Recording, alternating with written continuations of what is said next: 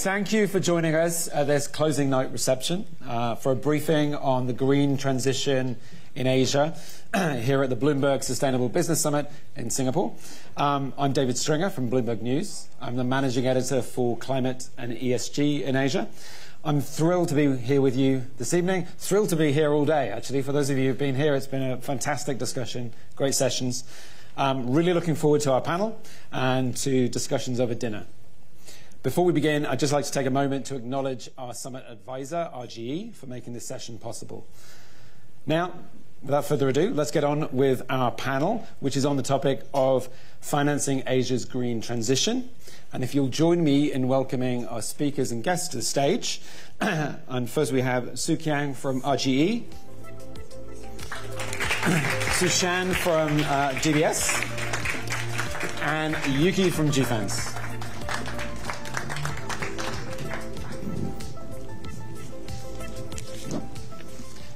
Well, as I said, I'm thrilled that you could join us this evening to talk on this topic. I'm really interested to talk, really interested to hear the unique perspective each of you have. You're each representing a different sector of the market and have a very unique perspective. So let's start there with the question of financing the transition in Asia. I'm really interested to hear from each of you the biggest challenges you find in your sector or industry, and the biggest opportunities you see. Yuki, let's start with you. Hello, everyone, and really delighted to be here. Thank you, Bloomberg, for inviting me. And I think everyone is like an expert as much as, and I always rely on your support and engagement. So whatever I say might not be so new to you, but I think the biggest challenges and opportunities, I guess, in Asia especially, when we talk about the transition and what needs to be financed, it's much more than green finance. And we're really talking about how to help the real economy companies that are in the brown economy to go green. And on that, it's a lot of things are still in development, that we're still looking for what is credible, what is impactful, what is just transition. And then lots of new topics are coming into play, like how do we incorporate nature? How do we ensure it's a just transition? So those kind of, new topics keep on coming in. And then at the same time, there's a lot of the new regulatory kind of, lens coming in. So a lot of regulatory interest in disclosure, and net zero transition plan is one of the new kind of things that they're talking about. What should it include? And so those are like both the challenges and the opportunities. But I'll just say that I think ultimately for finance, our role is to, is the supply of finance, and we really do need the demand of finance to be there. So you need clients and investee companies to want to do this as well. Of course, in our net zero transition plan, we put a lot of emphasis on engagement, making sure that FIs go out of their way to talk to their clients, talk to their investee companies, and to create that excitement, to create that commitment and action. But at the end of the day, they need to have it, they need to want it. And I think that involves not just the FIs community, but it involves the regulators, the policymakers, the consumers, everyone, to create that enabling environment for the real economy to want those finance. Thanks, that's great. Su Shan, what's the perspective from such an important lender in this region? I'm going to be really pragmatic. And honestly, that's the lens we have. We've always said we want to be pragmatic, so don't boil the ocean. We want to be impactful, so choose what, really creates real impact. And then the third is we want to be sustainable, by which I mean financially sustainable, because who the heck is going to pay for this transition, right? So the first prism around pragmatism, Asia's half the greenhouse gas emissions of the world, and coal is a third of that for Asia. So you work on coal, you get a sixth of the world's greenhouse gas emissions sorted. But guess what? The coal power plants in Asia are new. The people who own them are making a lot of money. And so how are you going to transition out, right? And plus, it's really, at the moment, the most affordable, reliable source of energy for a lot of emerging markets in Asia. And it's easy for a bank to say, well, I won't bank the coal. It's easy to unbank these power plants. But let me tell you, there will be somebody who will. And even if there's no bank that does it, because they're very profitable anyway, it will continue to operate and the CO2 will continue to be emitted.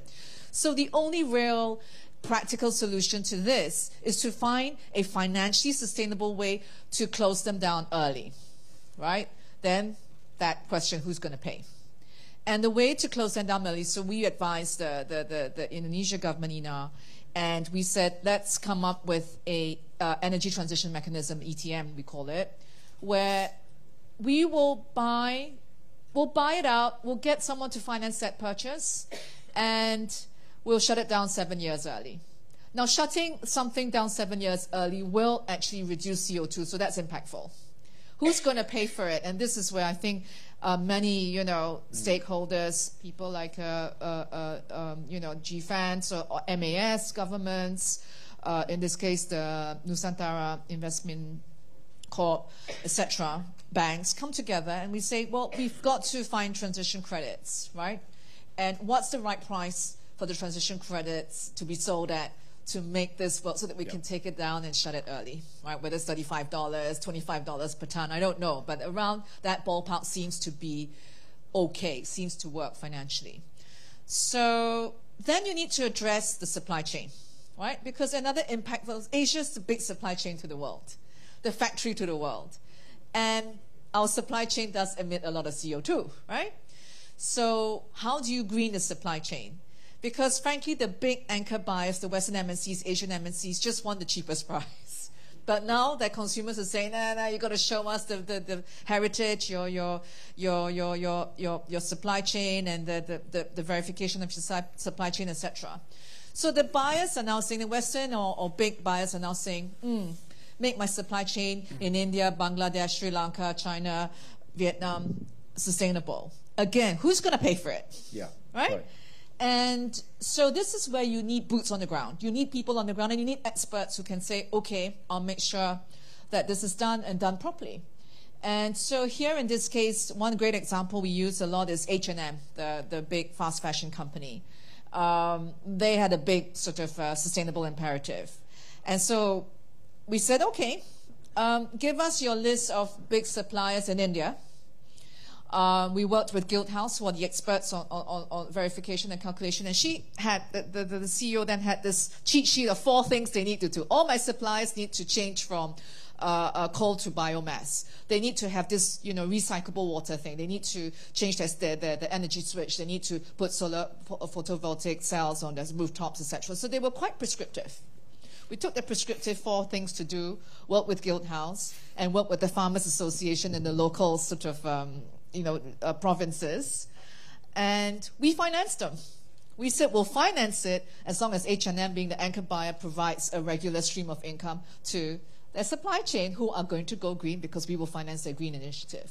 So guess what? Win-win-win, right? H&M gets a green supply chain.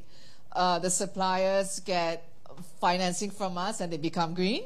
And then they get more business from other Western MNC buyers. And we have a new clients in India. So, rinse and repeat. I think this can be rinsed. This can be replicated across different industries. We announced this in COP last year in Dubai, last December in Dubai, and everybody said, well, why didn't we think about it? That's a great sort of use case, right? Yeah. So I think if you can green the supply chain, you can think about how you can shut coal down early and find ways to finance this profitably and sustainably, and it's a win-win for everyone. It can work. Fantastic. That's fantastic. Let's come back to some of those issues. And love to hear from the perspective from RGE. A diverse business. Lots of different resources, manufacturing. Where do you see the big opportunities, and for your business, where the big challenges lie as you decarbonise and as you attempt to address some of those issues? I think from the business perspective, the big challenge is really to translate what I call global goals down to local action, right? That means a sustainability strategy over a period of time and get it embedded into the way the business is done, right? And that way, you know, you have very solid plans and solid targets and KPIs. And in a sense, that's exactly what we did. And I joined RG about 2011. And one of the reasons I joined them is because they were operating on a philosophy of doing good for community, country, climate, customer, then it'd be good for the company. I've never seen such a holistic way of managing business. And that's what attracted me. You know, of course, you know, without any background in sustainability, I jumped into the deep end, you know, when I got involved with APRA as a business.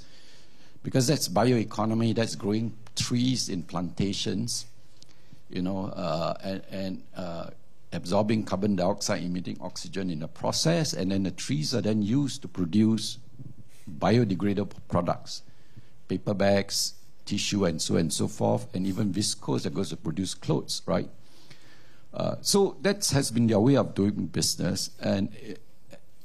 But in 2015, right, UN came out with the UN SDGs for 2030, 17 goals, 169 targets, 233 KPIs, so to speak, right? And then on top of that, Paris Climate Agreement. So as a business, how do we bring these global goals into our business? How do we embed it into our business strategy?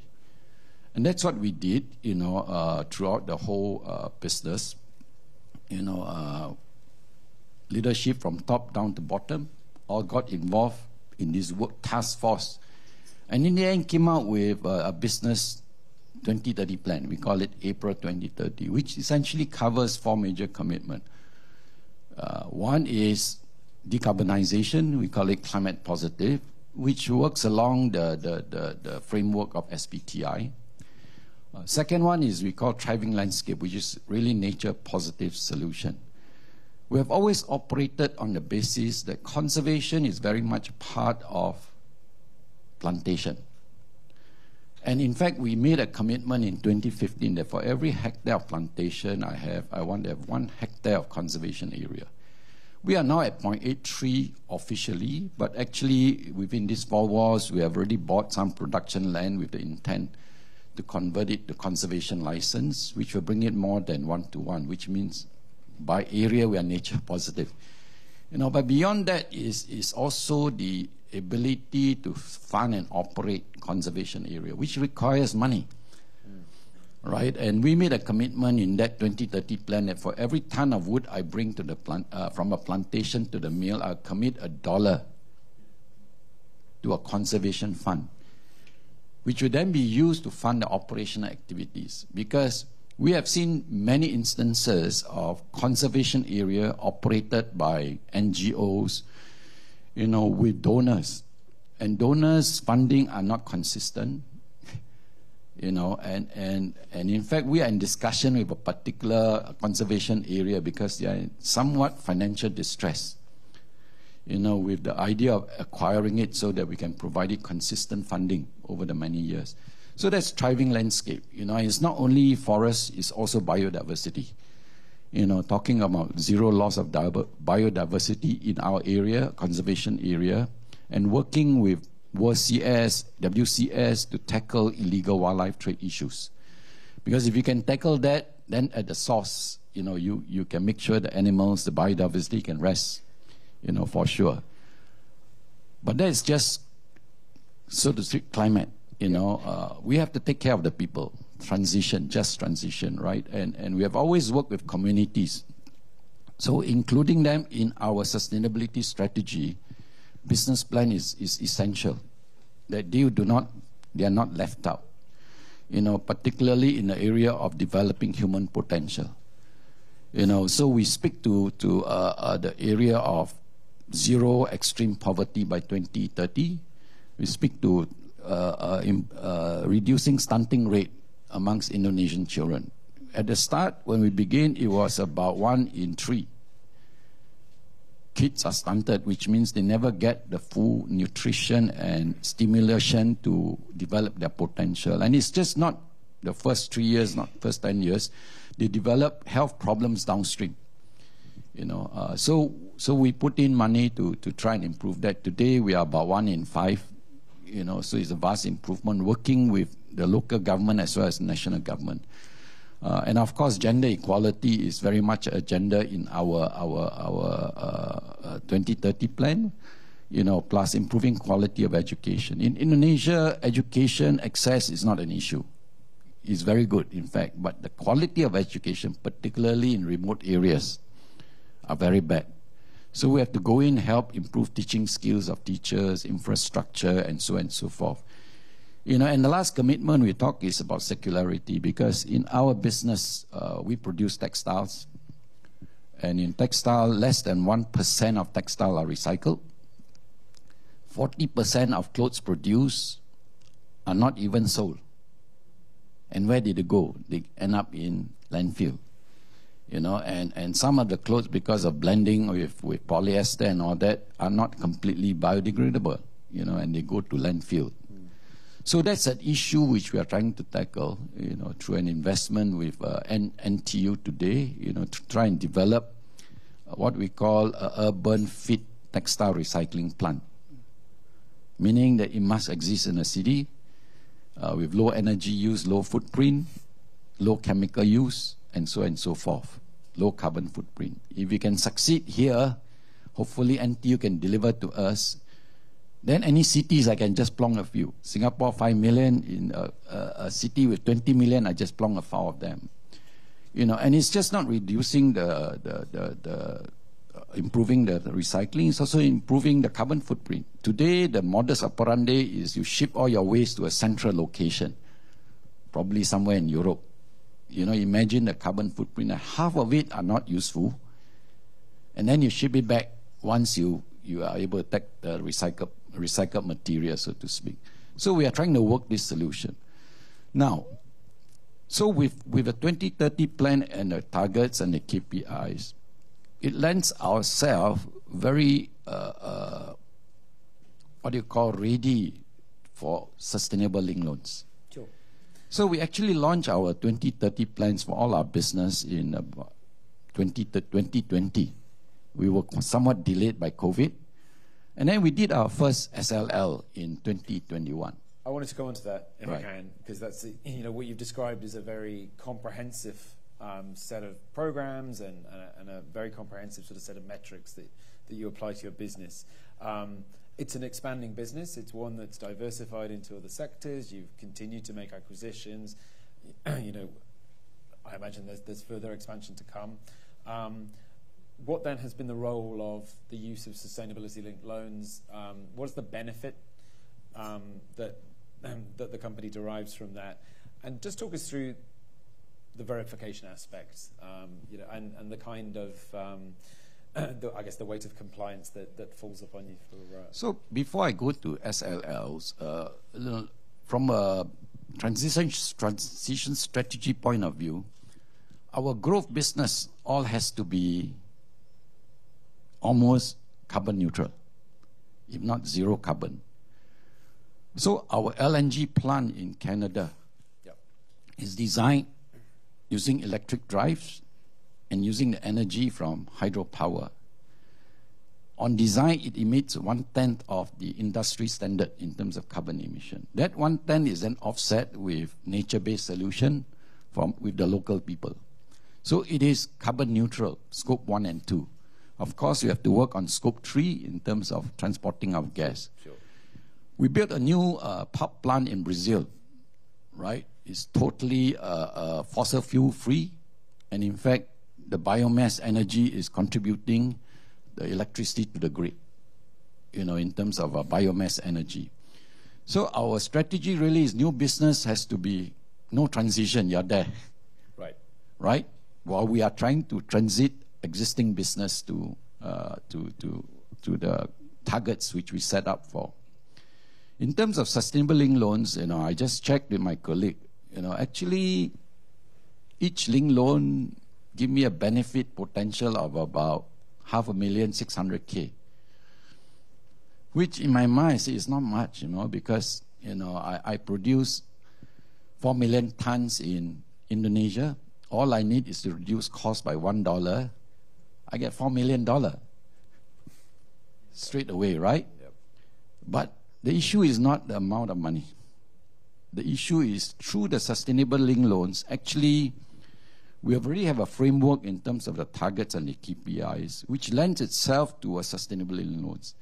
Is what I said about certification, because I always said you must do what is right in order to be certified. You don't try to do what needs to be certified. And in the same way, SLL is an illustration of it. Because we are ready, we could work with the banks, with a third party, to really pick whatever targets and KPIs there is in our 2030 plan, scrutinize it for materiality, impact, as well as ambitiousness. Right. And then that third party will then recommend to the banks, what to adopt. Sure. And this is what happened, in even the recent one with agribusiness, about $1 million US. We have ERM to do the recommendation, and the 34 banks are involved. So when this SLL is implemented, it gratifies me because it tells me that by and large, what we are doing for the 2030 plan are in the right direction.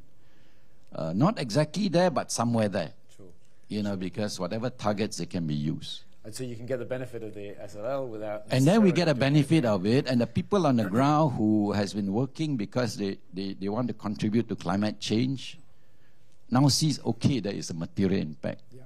And the converse is true, that if they don't do it and execute well, there's a penalty, right? Although it's not much, but it's still money, right? So on that basis, there is a lot more incentives, So in the process, I actually, because I supervise sustainability, I now gain an ally. The banks and the third-party people to help me scrutinize the KPIs to make sure that we are doing right and correct and ambitious enough. And at the same time, monitor and track it. Quite. But the irony is, if you don't perform, the banks make more money. Right? And if you do, the banks make less. So my take is a little bit different. I think sustainability linked loans were a great way to kickstart the action, the wonderful work that you can hear Mr. Bey talk about and other companies, to really get them to focus on measurement and setting targets and saying, I don't want to be embarrassed by not meeting my targets, because that's what I told my bondholders, right? But it really wasn't going to be a forever sustainable thing, because banks cannot keep subsidizing. As I said, there is a conflict of interest, right? Inherent in the pricing. And so when we set off with sustainability loans, I think in 2019, we said, we wanted to do 50 billion. By 2021 or 22, we were almost there, I think. I can't remember when we hit the targets. And we said to ourselves, is it really even meaningful to set targets and say we're going to beat the target every year? I was like, no, it's not meaningful. It's now become BAU. I hope that one day we don't even have to measure them. It's just every loan should be sustainable, right? But the truth is, it's there as a way to set a milestone so big companies can create their milestones, and you start measuring, right? What's the evolution? But the evolution more is now, I think the or big guys who have, they've all got their own CSOs, they've all got tracking tools, they use various, data points to track. The big guys should be there, not all, but, most of the big guys that we bank should be there. The challenge is the middle-sized companies and the SMEs, right? They don't even know where to begin. If you ask me, that's where they need the most help, right?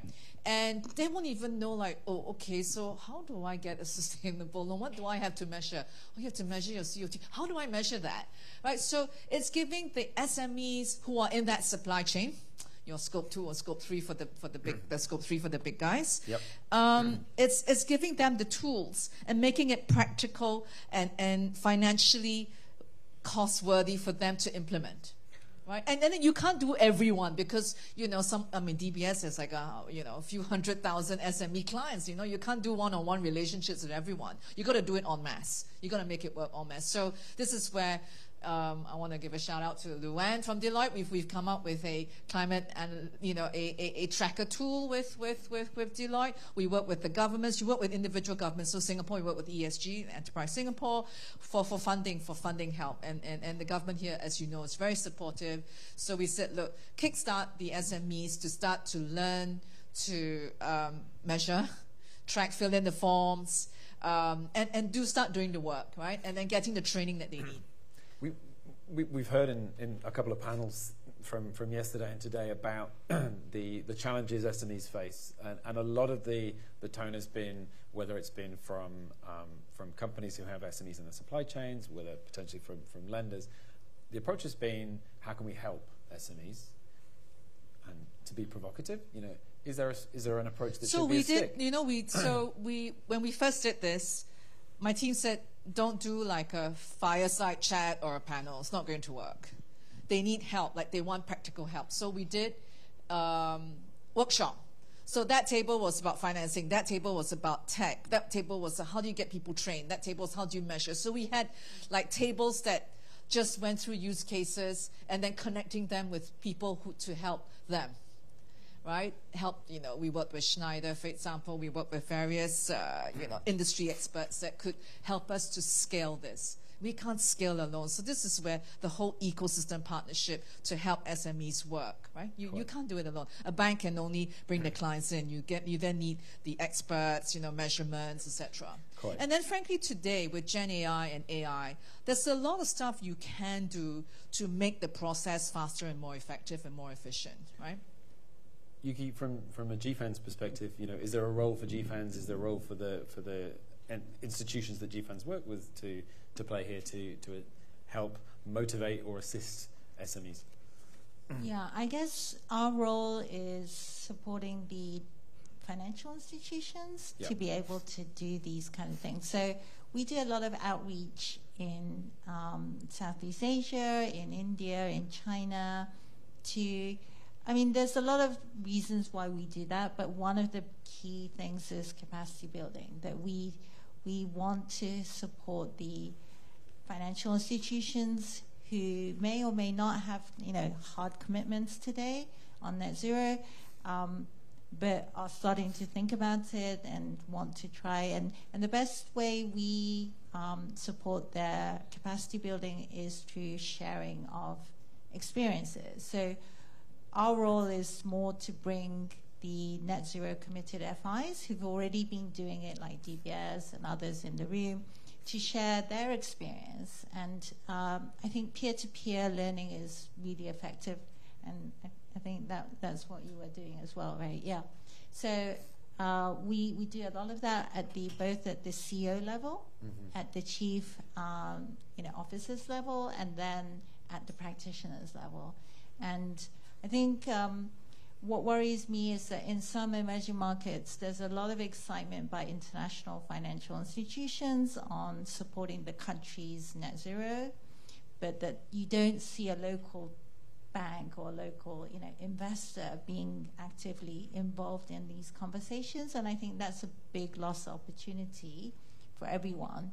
And so we really want to do that kind of domestic outreach. And so we've been just starting out our Southeast Asia public policy engagement, which, funnily enough, we realized that actually if you want to succeed in capacity building, you need the local regulators to be in on the game as well. Right. So our work stream is called public policy engagement, but really what we're doing is kind of engaging with the local regulator to ensure that our capacity building is effective, and making sure that they are excited about what we're doing, and getting the local domestic FIs to participate, but also create that enabling environment to actually use it as well. Great. Yeah. If I can take you to a different topic and come back to you, Su Shan, you talked at the top about the role of coal, the importance of coal, and really how critical it is in this region. DBS, and talk me through DBS's approach. Obviously, you introduced a policy around new thermal coal, but also DBS, unlike some competitor banks, some other regions, haven't necessarily put in place restrictions around lending to, continued lending to existing coal production and coal-fired production. We're seeing a reappraisal in some markets. There is a recognition that you have to engage and to bank coal mining and coal power if you're going to have any impact, and that the alternative is opaque private ownership and private credit, private sources of finance.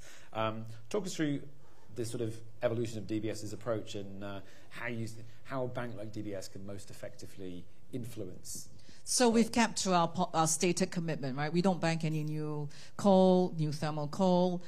We've reduced our own book by like 40%, and we've let things run off. So we've stuck. You can't make a commitment and not stick to it. So we've stuck to it. But as I said, we also take a different view around the ETM mechanism. And if we're able to now work with regulators and say, look, we will have to increase our coal to decrease the CO2, right? I'll have to bank the coal because we've got to take it out from the existing owners, but we will shut it down 7 years early, right? That requires a different prism, right? Because that should go into a different bucket where you are ultimately going to reduce CO2 and therefore impactful. The other is really to address the pivot to renewables is something that we should, everybody in the room is supporting and we should support. And I don't think there's a shortage of renewables around, whether you talk about wind or solar, certainly not in Singapore where most of our grid's from gas, but in the surrounding area, whether it's Indonesia, Malaysia, you've got hydro in Malaysia, a lot of solar in Batam, Sarawak, and also Laos. The key thing here is really the grid and the infrastructure. Who's going to build the infrastructure? We talk about an ASEAN grid, right? And and the fact is, you could have a green molecule, but once it passes through a certain country into another country and becomes a green electron, then that's when the politics come in, right? And whose electron is it, and will they allow it to come through and ultimately reach our shores? So I think there's a lot of geopolitics involved in infrastructure build, especially in the grid. The other is, I use Australia as a good example. Australia is very much in the forefront of the renewable pivot. And even then, they say it's going to be hard to reach our commitments because Australia's a big country and is having to build the infrastructure. You get a lot of farmers saying, not in my backyard, you're not, right? Or you have the bird lovers, etc. So you've got real practical issues to resolve, and that's not something banks can resolve on their own. We all want the same thing. But we have to work with energy authorities. We've got to work with politicians. We've got to package it in a way that it's financially viable. So you get an off-taker, but someone's paying for the infrastructure. How do you charge for it, etc. So, I find that a lot of our conversations with customers around energy transition, and especially our energy customers, often includes how are you going to talk to the regulator? How are you going to engage the government? How is the government then going to engage with other countries around the region? So it's multi-pronged. Right? And then capacity building, to Yuki's point. Today you have to kind of have an estimate, when will hydrogen be ready? Will it be ready by 2030? Some say 2027, some say not in my lifetime, I don't know. But you built the capacity. So we built for dual cycle gas turbines, right? For Keppel, for example. We said, okay, we'll take a view. It may not be viable yet, but maybe in 5 years' time it'll be viable, so we will fund it. Right? So you put your money where your mouth is, and you make those commitments and you fund it. So it's not without risk. But therefore you have to choose your counterparties who are equally committed. Yeah, of course, please. On coal phase out, so we've been very passionate about providing, working with everyone on what is integrity around it. And one of the things that I'd like to add is, so the coal phase out is part of this energy transition that is kind of system-wide. So even if you're talking about pulling out one power plant out of the system, we are talking about the whole system and how we see that transition of the whole system. And I think this is where energy transition is so interesting, because we've been so used to the idea of base load and intermediary load and all these kind of work of the energy transition, and that we need to now start to think about flexible energy, which is a very new concept for everyone, and it's not like we need a one-to-one replacement of the renewable energy. We need a different approach to that coal phase out. And I think you need a mix, right? I think you need diversity, affordability, and reliability. Yeah. Actually, the problem with coal is not coal itself, but the CO2 emission, right? Yep. If you can invest in carbon capture technology, then what's the problem with coal? Well, there's a whole other Right. conversation about the viability. I think sometimes we talk about the means, but the end we kind of miss it out. At the end, it's CO2 that we're worried about, which is contributing to the climate change, right? And if you impose a carbon tax on it and invest the carbon tax in carbon capture technology, there you are. You may have a solution. Therefore, a portfolio of energy. I'm not saying renewable is out. I'm saying we should not just push everything to the extreme and swing all the way to renewables, because some of these like wind, hydro, and all that are itself may be impacted by climate change itself. Sure. I think one of the arguments people might raise is that there's an absolute economic imperative rather than just an altruistic climate imperative, and that ultimately low carbon sources of energy will be cheaper, and that's why they will gain widespread adoption. Sorry, Yuki, if I can just bring you back to the coal phase out, and obviously GFANZ crucial to the Just Energy Transition Partnership process. I think it's fair to say that we've seen a sort of slower pace of progress in some of the initial markets, Indonesia, Vietnam, sort of flagship markets we're watching for progress. The issues we've seen there, is it regulation? Is it some of the issues we've talked around the role of investors? What are some of the observations you've made, and what are some of the lessons that the global community can take as we look to extend those kinds of partnerships to other economies? Yeah, I think what we learned is that coal phase out is not just about the economics, that it's not just about finance, and that finance does play an important role, and getting the integrity of transition credits right is like one key part of it, but it is just one part of other things that are as important. So politics and regulation and the system-wide effects of the coal phase out, and it's what we really realize is that finance plays just one key role. So we need everyone to line up, and that's taking us time. If there was one key roadblock or one key hurdle you could unlock that would help accelerate the process, what would it be? I think it's regulation. Yeah. In many markets, the energy system is heavily regulated, and it hasn't really thought about, coal phase out. So, that energy transition the regulation hasn't been built to do that. It has, I guess, been more of based on the traditional kind of, energy system, and that it assumes that it will go on forever, and that they hadn't really thought that there'll be this new industrial revolution happening in 10 years' time, 20 years' time when it was written. We've talked in some sense about Asia almost as if it's a monolith. You're all people who operate in multiple markets. Su Shan for DBS obviously operating in markets that often are quite different. What do you see the most important points of difference when it comes to green finance and to the transition? Well, I often say, we operate in most of the big markets in Asia. China I often say this, right? China is a green tech superpower. Their green tech is unbeatable, and the cost to produce their photovoltaic cells, solar panels, etc., wind turbines is low in terms of, and it's second to none in terms of cost. And then you've got Indonesia, a green natural superpower, full of, I think, the most concentration of nickel mines in the world. And nickel mines are crucial in the precursor for EVs, for EV batteries.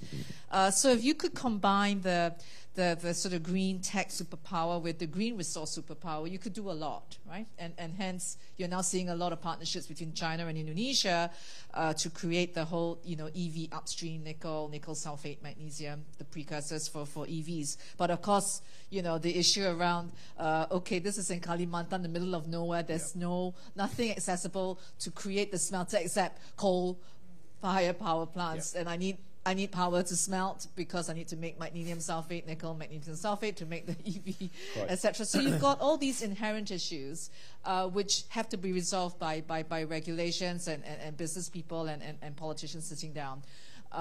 And then you have, nearer to home, of course, both the whole ASEAN grid I talked about. I think everybody is trying to pivot, but governments are all run by what the voters want, and voters want cheap, affordable, reliable power, right?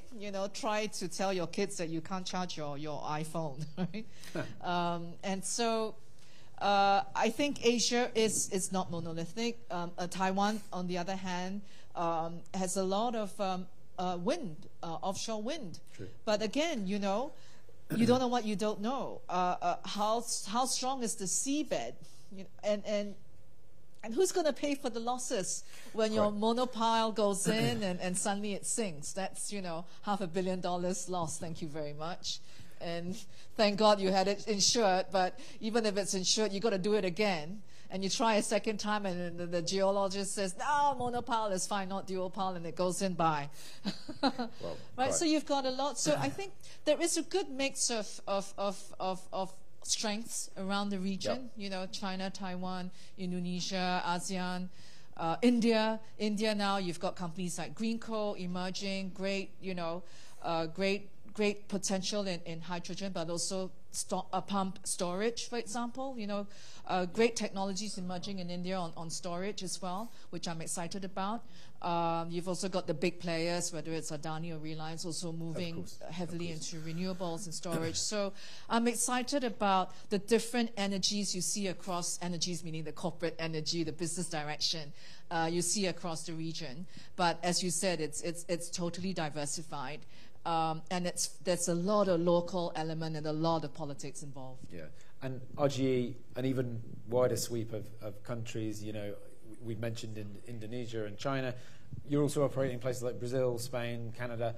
There must be a great deal of differences. I mean, what are the most important points of difference that impact your business? I think there is no specific point of difference. The key thing is that one must understand the ground realities, right? In that particular country, the context is very different. In Indonesia, if you were to say no deforestation, is that a realistic solution? Because 30 million people living below poverty line, where are they going to get food? Where are they going to get income? So there has to be a realistic solution in terms of sustainability as well as development, right? I mean, take, for instance, the case we talk about fire and haze. In Singapore, we are worried about this haze because the haze season is dry season, right? But if you go to the farmers without providing them an alternative to the match, that's the quickest for them, it's the cheapest for them, right? But as a company, we see that, okay, it's something that we need to do because we believe prevention is much better than trying to suppress the fire. So we started this fire-free program, which we go to the villages and say, hey, we will help you use alternative means to clear your land, right? Work with us, we will educate. At the end of a dry season, if you don't use fire, we will give you a project worth $10,000. We won't give you money, but we will do it. Sure. Right? So, with an alternative, with incentives, they begin to bring it in. And over time, it's very clear, that the area of coverage, as we expanded, the area burn has dropped dramatically. So the ground realities is that you must recognize the needs of the people on the ground, right? Which is why we say when you do good for community, what exactly does it mean? Do you think it's good for them or it is good for them? You know, and the UN SDG actually provides us a basis because they come up with the performance matrix of various countries in different areas like quality of education and so on and so forth, right? Yep. You're obviously operating in both developing and developed economies, though. I mean, in terms of that split, you know, are you seeing different incentives, different interactions? You know, how is the experience of operating and having operations in developed economies different to developing? Well, I must say in Canada is probably our first experience operating in a developed country. You know, but some issues remains the same. The issue of the rights of indigenous people, which you have to work with them, you know, and working a community and making sure that whatever you do, they benefit from it. They have a stake in it. You know, and that's what we've been doing with the local people, you know, whether it's through helping them build schools, better infrastructure, or even working with them for their offsetting of carbon credits, you know, with their land, so to speak. So these are, I think, fundamental. You have to do good for community. As a business, you have to do good for community, country, climate, customer, then it'll be good for you. Application may be different, right? But the principles remains the same. And Yuki, just to come back to you, you know, in terms of the work that GFANZ does, you know, do we need to see, or are you seeing enough of a differentiated approach when it comes to, even within Asia and within the different economies that you're operating in? You know, again, we tend to think of things as, you know, homogenous. Is that the wrong approach? I think we have a lot of conversation on regional pathways these days because we realize that, you know, especially for SMEs that we were talking about earlier, the SBTI, you know, science-based targets might be not realistic in an emerging market in Southeast Asia somewhere. But then the problem is, you know, there is not enough. I think the discussion is still evolving on what is a credible regional pathway. And also, I think there is also a lot of people worried about lock-ins, that we are locking in, you know, technology that needs to, like, then we're kind of back to that coal phase-out problem again of saying that we've got this existing high-emitting asset in our economy and it's still there in 2050. What are we going to do with that? We need to accelerate. So we don't want to create more of those problems either. So I guess we at GFANZ, especially in the Asia network, have been discussing a lot about what are the basic principles around how to assess the credibility or the integrity of these kind of transitional activities or transitional technologies that, like, when is an energy supposed to be an intermediary technology? When is it that it shouldn't be there, you know? So we don't have the right answers, but we've kind of come up with a 4-point principles to say, let's see if we can look at these. And so last year we put out the principles. This year we're kind of applying it to sectors and looking at case studies against it. But it's very contentious. I think we need more conversation around this. Well, fantastic. That actually, a plea and appeal for more conversation is something we can't have right now because we are coming to the end of the panel, but I'm sure will be many more conversations to unpack these issues in the months and the years ahead. That does conclude the panel discussion portion of this evening. Thank you for sharing so much time and so much of your experiences. Please do join me in thanking our panelists. And thanks again to our summit advisor, RGE, for making this possible. And thank you all for being a great audience. Next up, dinner is served. You'll be glad to hear. And after dinner concludes, please do feel free to stay for networking and to leave at your leisure. Thanks ever so much.